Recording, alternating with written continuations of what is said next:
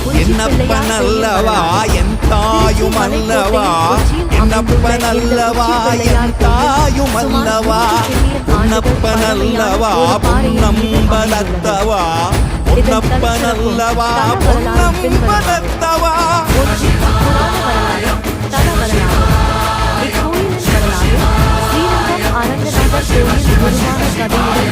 என்னப்பனல்லவா என் தாயுமல்லவா என்னப்பனல்லவா என் தாயுமல்லவா பொன்னப்பனல்லவா பொன்னம்பலத்தவா பொன்னப்பனல்லவா பொன்னம்பலத்தவா.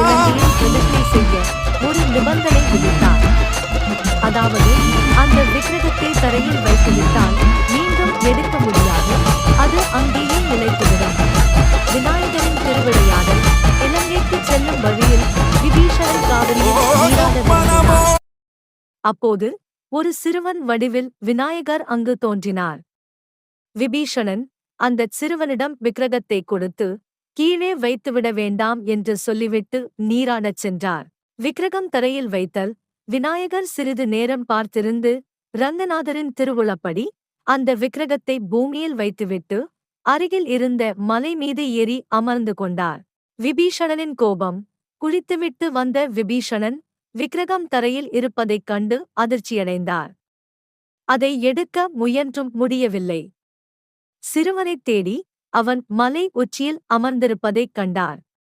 கோபத்தில் அந்தச் சிறுவனின் தலையில் ஓங்கி ஒரு குட்டு வைத்தார். விநாயகர் காட்சி. உடனே அச்சிறுவன் விநாயகப் பெருமானாக விஸ்வரூபம் எடுத்து விபீஷணனுக்கு காட்சியளித்து அருளினார். உச்சிப் பிள்ளையார். இந்த நிகழ்வுக்குப் பிறகு விநாயகர் அங்கேயே அந்த மலையின் உச்சியில் உச்சிப் பிள்ளையாராக நிலைத்து அருள்பாலிக்கிறார். இந்த புராணத்தின் காரணமாக இன்றும் உச்சிப்பிள்ளையார் சிலையின் தலையில் குட்டுப்பட்டதற்கான ஒரு வீக்கத்தைக் காணலாம் என்று கூறப்படுகிறது. 2. வரலாற்றுச் சிறப்பு. மலைக்கோட்டை அமைப்பு. திருச்சி மலைக்கோட்டை அதன் நடுவே உள்ள ஒற்றைப் பாறையின் மேல் கட்டப்பட்ட கோட்டைகள் மற்றும் கோயில்களின் தொகுதியாகும். இதன் உயரம் சுமார் 273 அடி ஆகும். கோயில் தோற்றம். உச்சிப்பிள்ளையார் கோயில் 7ஆம் நூற்றாண்டில் கட்டப்பட்டது. பல்லவர் மற்றும் நாயக்கர் காலம். இந்த பகுதியில் முதலில் பல்லவர்களின் குடைவரை கோயில்கள் கிபி 580 இருந்தன.